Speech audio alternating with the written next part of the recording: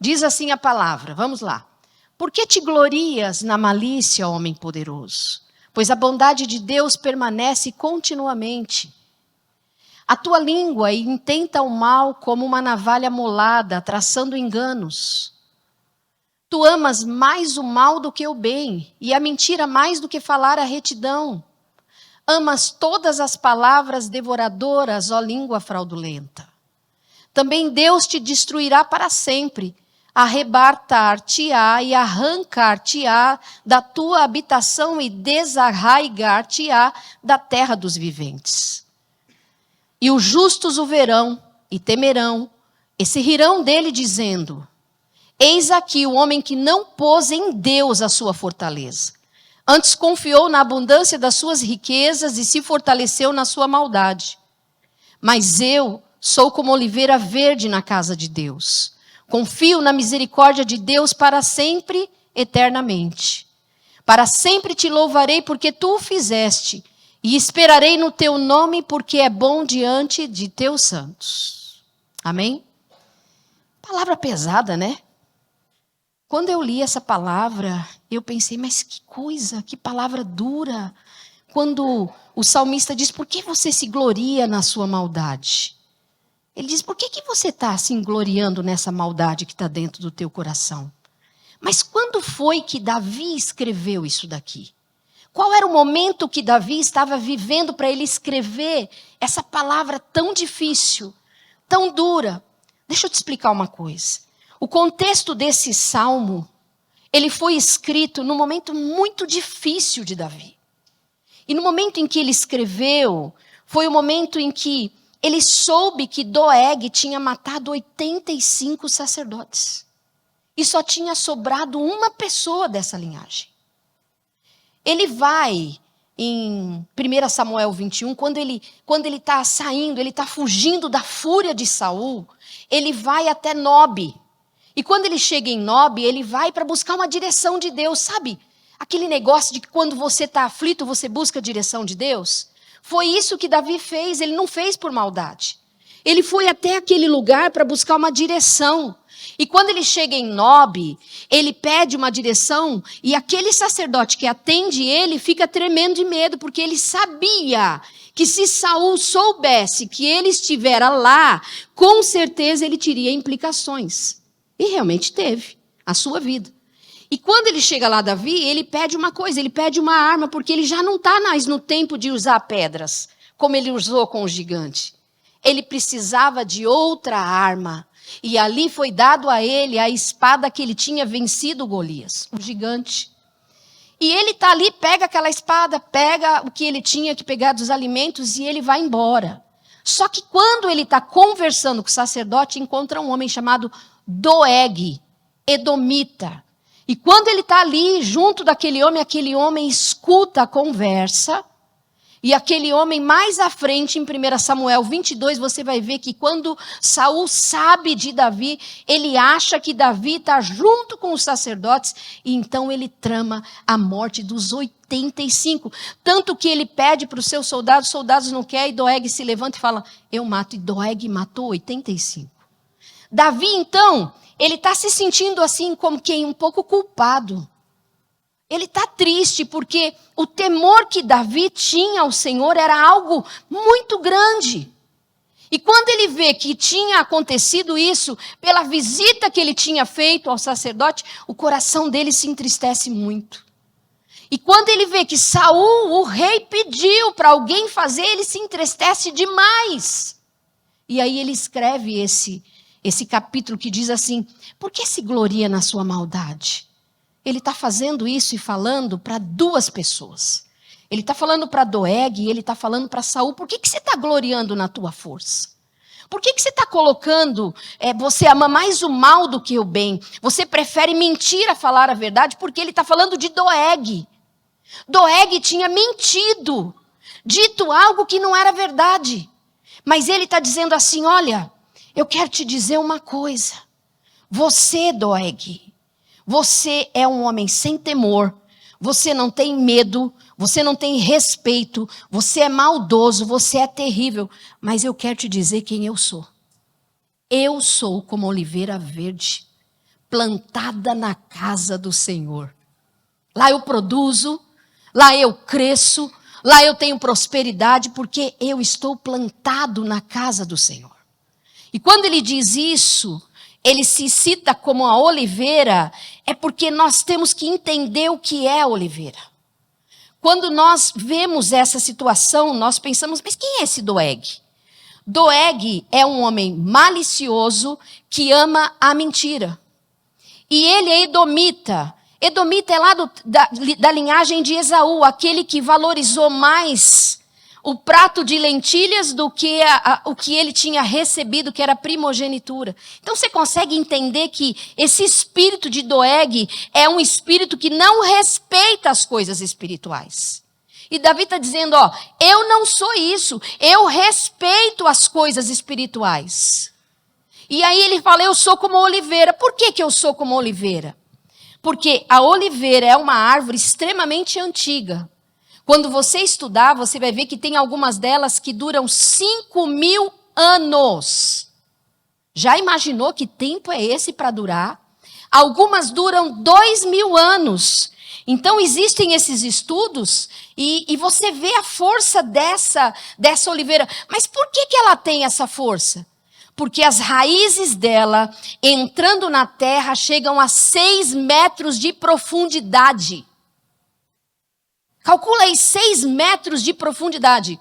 Eu vi ali em Portugal, ali onde tem aquele Cristo Rei tentando imitar o Rio de Janeiro, né? Mas eu vi assim o tanto de oliveira que tem ali. E eu achei tão lindo aquele lugar em Portugal. Achei maravilhoso, porque eu tive a experiência de enxergar a oliveira que eu nunca tinha tido isso. Eu nunca tinha visto. E essa oliveira, ela faz isso. O salmista, ele está citando assim, tem raiz profunda. Por isso que ele está dizendo, eu sou como a oliveira verde. Porque ele está dizendo assim, ó, eu tenho raiz profunda. Eu tenho raiz profunda. E a raiz, nem todo mundo vai ver essa raiz profunda, mas você sabe que você tem. Pode vir a tempestade, pode vir a luta, pode vir as aflições das perdas, pode vir os momentos que nos moem. Só que é o seguinte, eu tenho raiz profunda. Quando nós lemos em Mateus 7, versículo 24 e 25, você mais ou menos vai entender o que é isso, na mesma conotação que diz aqui. Todo aquele, pois, que escuta as minhas palavras e as pratica, assemelhá-lo-ei ao homem prudente que edificou a sua casa sobre a rocha. E desceu a chuva, e correram os rios, e assopraram os ventos, e combateram aquela casa, e não caiu, porque estava edificada sobre a rocha. É mais ou menos isso o que são as raízes profundas na nossa vida. Por isso que Davi está falando, olha, eu sou como oliveira. E eu estou plantada na casa do Senhor. Porque eu tenho raízes. E as minhas raízes são profundas. Sabe, meu irmão, nós lidamos com uma geração que as raízes são rasas. Na primeira tempestade, você sabe o que uma raiz rasa faz com uma árvore? Ela sai. Ela cai no primeiro vento. Só que eu quero te dizer que você que está aqui, plantado na casa do Senhor, Ricardo, você é uma raiz que tem 6 metros de profundidade. É isso que você tem, porque você veio escutar a voz do Senhor, como o próprio Davi foi em direção de escutar a voz do Senhor. E quando nós vemos sobre essas raízes, nós entendemos que essa oliveira ela tem uma função. E a função da oliveira é fazer o azeite. E esse azeite, ele é retirado da azeitona. E naquele tempo era usado para fins de curas. Naquele tempo era usado para fins de curas, no fim de como combustível, como alimento saudável e também para iluminar. Olha quanta coisa esse azeite era utilizado naqueles dias. E para quantas coisas eles são usados hoje, de uma forma saudável. Mas para a oliveira gerar esse azeite, ele tem que passar por um negocinho chamado prensa. E aí é que é difícil. Porque nós muitas vezes passamos por algumas prensas e elas doem. Elas doem porque você é prensado, você é esmagado para gerar azeite. E esse azeite vai gerar cura para alguém. Esse azeite vai iluminar o caminho de alguém, porque você vai manifestar o poder daquele que te fez passar pela prensa para sair um azeite bom. E essa prensa dói. Ela marca a vida da gente. Recentemente, eu e o Alê, nós passamos por uma prensa difícil, que foi a situação da saúde do Alezinho. E é uma prensa que doeu tanto que muitas vezes nós subimos aqui e sabíamos a gravidade da situação.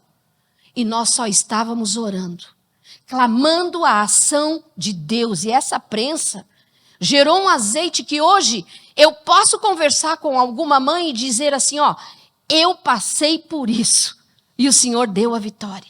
Algumas prensas você passou de dificuldade financeira, que Deus agiu na tua vida e você pode testemunhar para alguém do que Deus fez. É necessário a prensa. A prensa dói. A prensa marca a nossa vida, mas é necessário para tirar o azeite bom, para poder trazer saúde e unção para a vida de alguém. Quando Davi fala isso, é porque ele estava sendo prensado. Ele estava sendo prensado. E eu quero convidá-los a abrir a Bíblia em Romanos 8, para você entender um pouquinho dessa prensa. Quem nos separará do amor de Cristo? Olha a prensa. A tribulação? A angústia? A perseguição? Ou a fome? A nudez? O perigo? Ou a espada? Como está escrito, por amor de ti somos entregues à morte todo dia. Fomos reputados como ovelha para o matadouro. Olha, mas em todas essas coisas, somos mais do que vitoriosos por aqueles que nos amou. Olha a prensa, a angústia. Era o que ele estava sentindo. Olha a prensa, a perseguição. Ele estava fugindo. Davi estava fugindo. Olha a prensa, a afronta. Quando esse homem mata aqueles sacerdotes, foi uma afronta para Davi. Um homem que respeitava as coisas espirituais, ele tem que conviver com essa situação. Foi uma prensa. Foi uma prensa que ele passou. Assim como nós passamos por muitas prensas. Mas eu quero te dizer uma coisa. Nós fomos escolhidos, meu irmão. Nós somos escolhidos, porque nós somos oliveira verde na casa do Senhor. Quero convidá-los a abrir a Bíblia em Romanos 11, versículo 17. E se algum dos ramos foram quebrados, e tu sendo um jambuzeiro, em algumas traduções, está dizendo oliveira brava, ok? E se algum dos ramos foram quebrados, e tu sendo jambuzeiro fostes enxertado em lugar deles e feito participante da raiz e da seiva da oliveira, não te glorie contra os ramos. E se contra eles te gloriares, não és tu que sustenta a raiz, mas a raiz a ti. Dirás, pois, os ramos foram quebrados para que fosse enxertado. Está bem, pela sua incredulidade foram quebrados, e tu está em pé pela fé. Então não te ensoberbeças, mas teme. Sabe, nós que somos gentis, nós éramos jambuzeiro, oliveira brava. E quando você vê e estuda o que é o jambuzeiro, que é a oliveira brava, no dicionário informal você vai ver que é uma falsa oliveira, subespécie de oliveira, não precisa de ser cultivada, cresce na natureza sem nenhum controle de qualquer jeito. Esse éramos nós. De qualquer jeito, crescia, não produzia fruto. E se produzia fruto, não era comestível. Só que quando nós aceitamos Jesus, nós fomos enxertados na oliveira viva, na oliveira verde. E nós nos alimentamos da seiva que sai dessa oliveira e nós começamos a produzir. Nós começamos a produzir. Quando você lê o livro de, acho que é Champlin, ele diz assim que Paulo, quando ele faz essa conotação da oliveira brava, do jambuzeiro em relação à oliveira verde, ele está dizendo que Paulo está escrevendo, mas eles acham que Paulo não entendia nada disso. Porque ele não consegue entender a profundidade realmente desse enxerto. Mas quando você vê lá, você vai ver que Paulo sabia o que estava escrevendo. E que realmente o que aconteceu conosco é um milagre. Nós produzimos frutos se a nossa raiz, aquilo que está dentro de nós, é muito mal. Mas quando nós somos enxertados na oliveira, o que vai produzir em nossa vida é bom. Eu quero pedir à nossa irmã que coloque sobre a enxertia, por gentileza. Eu pedi que ela escrevesse o que é o enxerto. E você vai entender. O enxerto tem por finalidade converter uma árvore neutra, transformando a copa. Pode ser utilizada para rejuvenescer plantas envelhecidas ou renovar plantas que dão frutos sem valor, ou seja, Deus estava enxertando a nossa vida na oliveira, nós jambuzeiro, oliveira brava, que não tinha nada para produzir, que não tinha nada para dar. E Deus, pelo seu amor, através da morte de Jesus Cristo, nos enxerta na oliveira que vai produzir, mesmo diante da prensa. A prensa não vai impedir você de crescer. A prensa não vai te matar. Porque você está enxertado na oliveira boa, que te faz produzir, que te dá força para ficar em pé, que renova o teu ânimo, que te dá esperança. Mesmo no meio da luta, ele diz, não temas, porque eu sou contigo. Por que é que você está com medo? Porque dentro de você tem dúvida que o meu poder não pode vencer qualquer tipo de malignidade.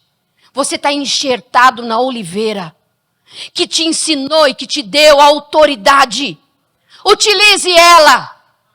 Utilize ela dentro da tua casa. Levante a tua mão e ore dentro da tua casa. Pega a roupa do teu filho e ore nela. Porque você está enxertado numa oliveira que traz poder sobre a tua vida. Essa oliveira brava, o jambuzeiro, ela crescia de qualquer jeito. Mas quer saber? Uma vez que você está enxertado na oliveira boa, não dá para viver de qualquer jeito. Você tem que buscar a santidade. Você tem que buscar a direção de Deus, senão você vai ter um espírito de domita, que faz as coisas do jeito que você quer, não respeita as coisas espirituais. Logo, a autoridade não vai ser vivida por você porque você não tem uma vida de equilíbrio em Deus. Meu irmão, eu amo às terça-feiras orar por vocês. Mas eu amo vocês orarem. Porque eu também absorvo. Porque eu também vivo. Porque nós temos que crescer juntos. Porque nós temos que crescer, porque eu nem os pastores, nós vamos estar em todos os lugares. Tem horas que Deus vai colocar você diante de pessoas e Deus vai usar você para trazer vida para as outras pessoas. É isso que Deus está falando. Ó, você está enxertado na oliveira e você está comendo da seiva da oliveira. Então a tua conduta não vai dar para ser a mesma. Porque você está se alimentando de algo bom. Logo que você se alimenta do que é bom, o que é ruim, tem que sair. E uma das coisas que eu acho linda é que você é oliveira verde na casa de Deus, as suas raízes são profundas. Mas eu quero te dizer que uma vez que você está enxertado, você vive pela seiva que ela produz. Então, meu irmão, quero te dizer que muitas coisas vão mudar. E uma das coisas que eu quero dizer para você é que você vai ter prazer em servir. Sabe por quê? Porque a seiva que você se alimenta, a oliveira verde, que é Jesus, ele ama servir. Não tem como eu chegar e dizer, olha, eu me alimento dele, mas eu não quero servir. Não casa. Porque como que você se alimenta dessa seiva maravilhosa e você não consegue servir? Nós estamos iniciando o ano. E eu queria pedir algo a você. Que você fizesse um propósito diante de Deus. Que você estipulasse ganhar uma vida para Jesus esse ano. Porque nós vamos nos apresentar a Deus. Mas o que é que nós vamos trazer para Ele? O que nós vamos apresentar para Ele? Eu só venho aqui para me alimentar, para Deus me suprir das minhas frustrações, das minhas tristezas, mas eu não vou gerar fruto. Você tem que deixar uma marca. Qual é a marca que você tem deixado? Ganhe vidas para Jesus. Tem a tua família, tem os teus amigos, mas ganhe. A Oliveira Verde, ela tem algumas mudanças que ela vai fazer na nossa vida. E quando eu abro a palavra que está em Mateus 17, do versículo 24 ao 27, você vai ver Pedro diante de uma situação. Ele chega e diz assim: chegando eles a Cafarnaum, aproximaram-se de Pedro os que cobravam as de dracmas e disseram: vosso mestre não paga as de dracmas? Disse-lhe Pedro.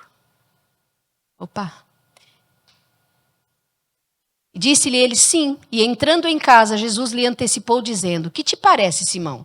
De quem cobra os reis da terra os tributos, os impostos? Dos seus filhos ou dos alheios?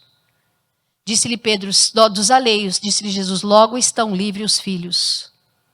Mas para que não escandalizemos, vai ao mar, lança o anzol, tira o primeiro peixe que subir, e abrindo-lhe a boca encontrarás o estáter. Toma-o e dá-o por mim e por ti. O que me chamou a atenção desse versículo é que Jesus não tinha obrigação de pagar esse tributo. Nenhuma. Mas para não escandalizar, ele fez.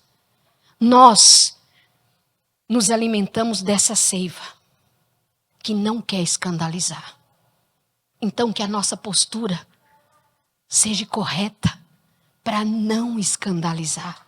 Porque nós andamos o quê? Se alimentando de uma seiva que não quer escandalizar. Logo, qualquer postura que você for tomar tem que se enquadrar aonde? Nesta palavra. Nesta palavra.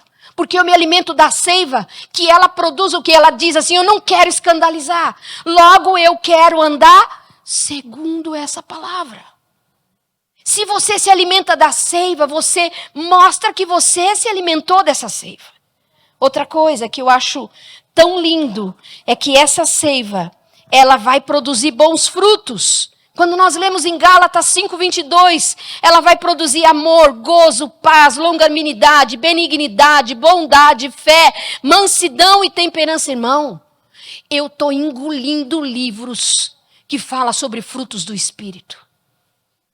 Porque nós precisamos de saber o que está faltando em nós para consertar isso. Você sabe a quantidade de pessoas que tomam medicação por causa da falta do domínio próprio? Você sabe a quantidade de pessoas que tomam medicação por falta de mansidão? São pontos que eu tenho lido e tenho absorvido para que Deus possa mudar o tempo inteiro. Nós precisamos de entender que a seiva que nós nos alimentamos nos vai fazer ter postura diferente. Ah, mas você fala em línguas, você profetiza. Meu irmão, isso daqui não quer dizer nada. Vida espiritual é aquela que mostra os frutos do Espírito. Os frutos do Espírito é que mostra se você é espiritual ou não. Não é uma profecia. Não é o falar em línguas. Mas é a conduta. E por isso, como você se alimenta da seiva, você tem que entender o que falta em você e o que falta em mim, para que eu possa buscar isso. Nós temos que manifestar isso. Uma das coisas que a seiva tem, que é Jesus, ele ama servir. E ele não está buscando status. Ele não está servindo para buscar um status ou para buscar uma exaltação. Ele está servindo em amor. Ele serve quando todos veem. Mas ele também serve quando ninguém vê. Quando ninguém vê, ele serve. Porque ele diz em Marcos 10:45, porque o Filho do Homem não veio para ser servido, mas para servir e dar a sua vida em resgate a muitos. Meu Deus, que humildade! Essa seiva que nós nos alimentamos, ela é humilde. Ela é humilde, meu irmão. Ela quer servir, ela tem prazer em servir. Então não dá para entender. E esse jambuzeiro tem que sair da nossa vida. Que cresce de qualquer jeito. Que dá fruto que ninguém pode comer, porque é intolerável. Ah, porque eu sou sincera? Não. Não é sincera, não. Ah, porque eu sou assim, nasci assim? Não é não, meu irmão. Deus tem um propósito na tua vida neste ano. As coisas estão afunilando, ainda que você não veja as reportagens. As coisas estão afunilando. E nós estamos muito próximos de situações bem desagradáveis. E nós precisamos de estar bem perto do Senhor, porque o Espírito Santo quer falar com você. Essa seiva que você se alimenta, facilmente ela perdoa. Diz assim, Mateus 18, 21. Certa vez, Pedro pergunta a Jesus, quantas vezes meu irmão vai pecar contra mim e eu o perdoarei? 7 vezes, Senhor? Não te digo 7, mas 70 vezes 7. Isso quer dizer da mesma situação. Quando você está enxertado na seiva que tem prazer em perdoar, você também tem que ter prazer em perdoar. E isso tem que ser muito fácil na vida do cristão. Porque quando você ainda é jambuzeiro, e você ainda é bravo, oliveira brava, que não produz frutos bons, você está dizendo, eu não estou sentindo ainda de perder. Quer que eu te diga uma coisa? Você não vai sentir de perdoar nunca. Porque você precisa de cumprir uma ordem. Uma ordem. E a ordem é perdoe. Ok? Essa é a oliveira verde. Quando você é enxertado na oliveira verde, vive da seiva dela, você tem reconhecimento espiritual. Isso está escrito em Atos. Quando ele encontra os filhos de Seva, e ali Satanás fala assim, olha, eu conheço Paulo e conheço Jesus, mas quem é você mesmo? Porque quando você tem reconhecimento espiritual, qualquer pessoa sabe a autoridade sem precisar de você abrir a boca. Eu estava conversando com o irmãozinho que estava em casa essa semana. E eu falei para ele que minha mãe era viva e um dia ela orava para uma moça. Eu até falei isso com vocês uma vez. E essa moça tinha parentes que moravam nos Estados Unidos. E aí ela ligou para alguém e alguém orou por ela. E ela tinha ido em casa. E nós morávamos em casa assobradada. Casa assobradada, ela não tem elevador, ela tem escadas. Eram 3 andares. Minha mãe morava no último. E essa moça subiu as escadas e foi orar com a minha mãe. E quando ela orou com essa profeta nos Estados Unidos, o profeta falou assim, você pensa que eu não vi você subindo as escadas para ir orar com a profeta? Reconhecimento espiritual. Quando você se alimenta da seiva, o que vai gerar em você, até pelo seu olhar, é autoridade espiritual. Quer saber? Quando tem uma rodinha de piada, que você chegar, você sabe o que vão falar? Melhor parar aqui, hein? Chegou o pastor. Melhor parar aqui, hein? Chegou a Sônia. Melhor parar aqui, hein? Chegou a Sandra. Melhor parar aqui, hein? Chegou a Larissa. Reconhecimento espiritual, não é? Porque enquanto não estiver se alimentando da seiva, você vai entrar no jogo deles, de piada e de riso. Mas quando você está cheio do alimento da seiva, você se separa, porque isso não te pertence mais lá em Salmo 1. Entende isso? Nós manifestamos isso. E eu quero terminar essa palavra dizendo para você, que você, agora não sou eu, você é como oliveira verde, por isso que Deus te trouxe aqui. Você é como oliveira verde que floresce na casa de Deus, que confia no constante amor de Deus para sempre e eternamente. Então, você vai produzir azeite. Esse azeite, meu irmão, que você passou pela prensa e que doeu e que marcou a tua vida, Jéssica. Esse azeite, sabe o que ele vai fazer? Ele vai curar vidas, porque quando você encontrar alguém que passou pela dor da perda, sabe o que você vai falar? Encosta aqui, porque eu passei por isso e o Senhor me fortaleceu. Essa prensa gerou um azeite que traz cura em outros corações. Jó disse assim, Jó 23:10. A prensa não vai te matar. Pode ficar tranquilo que a prensa não mata.